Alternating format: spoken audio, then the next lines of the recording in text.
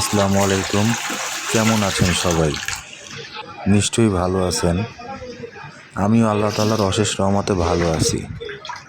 আজকের আবহাওয়াটা বৃষ্টিময়, তাই বাড়িতে বললাম খিচুড়ি রান্না করতে। আজকে আপনাদেরকে দেখাবো আমাদের বাড়িতে কিভাবে খিচুড়ি রান্না হয়।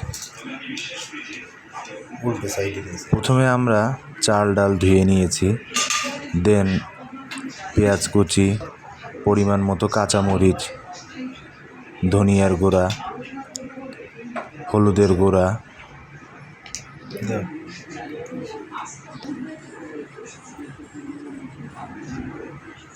পরিমাণ মতো মশলা, আদা রসুন এবং পরিমাণ মতো তেল দিয়ে দেব।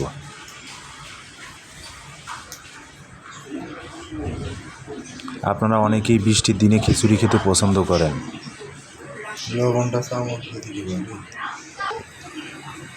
প্রকৃতপক্ষে খিচুড়ি রান্না কিন্তু কঠিন কোনো বিষয় নয়।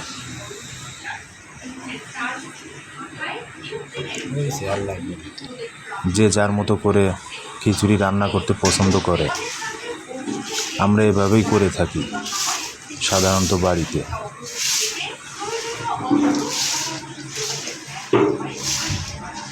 খিচুড়িটা সুন্দর মতো মাখিয়ে পরিমাণ মতো পানি দিয়ে চুলায় দিয়ে দেব।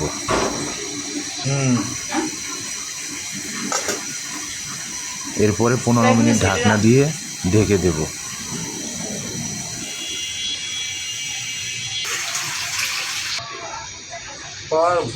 পানিটা শুকানো পর্যন্ত রান্না করব।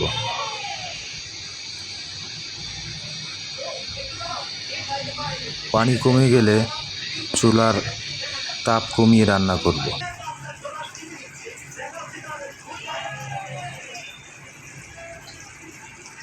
ভিউয়ার্স, হয়ে যাচ্ছে প্রায় শেষের পথে আমাদের খিচুড়ি রান্না।